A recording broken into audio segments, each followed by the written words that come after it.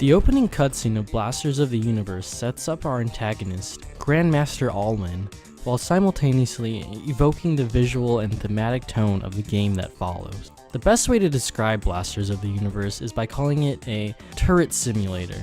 You play a stationary character with a gun of your choosing in one hand and a shield, again, of your choosing in the other. The premise is very simple.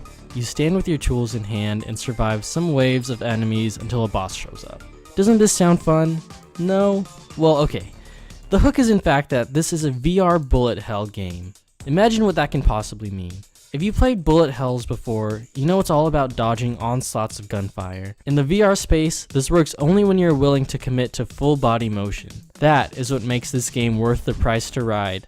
Your shield can only take so much damage before your left hand is useful for only reloading your gun, so dodging quickly becomes your defensive choice. And this is what makes this a full body VR game. Notice that I said game and not experience. Blasters of the Universe is a VR love letter to those classic bullet hell arcade games like Galaga or Metal Slug. You have your casual mode, which is what I played the 5 base levels through, which is challenging enough even for the competent player. Then you have hell mode. Let me tell you, hell mode is tough. That's when this game lives up to the bullet hell genre. You're constantly barraged by different shapes of blasts, which forces you to combine your head dodging skills with your shield bearing capabilities. The combination of weapon attachments and shield abilities is somewhat deep for such a pretty short game.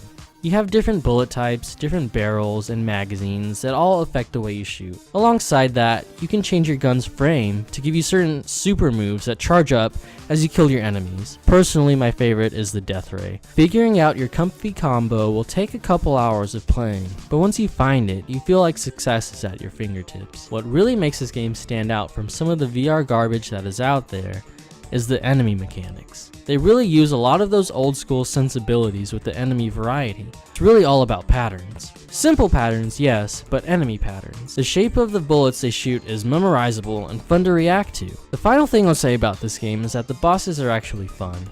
5 main bosses, each with their unique weaknesses and attack patterns that feel like what boss battles should feel like. You'll most likely fail a couple times like I did, but the satisfaction of defeating each boss is indicative of those classic boss battles. And isn't that what bullet hells are all about? Topping your last score and beating your friends on the leaderboard? Blasters of the Universe is a good try for the $20 price point and the endless amounts of fun you'll have topping your friends on the leaderboards.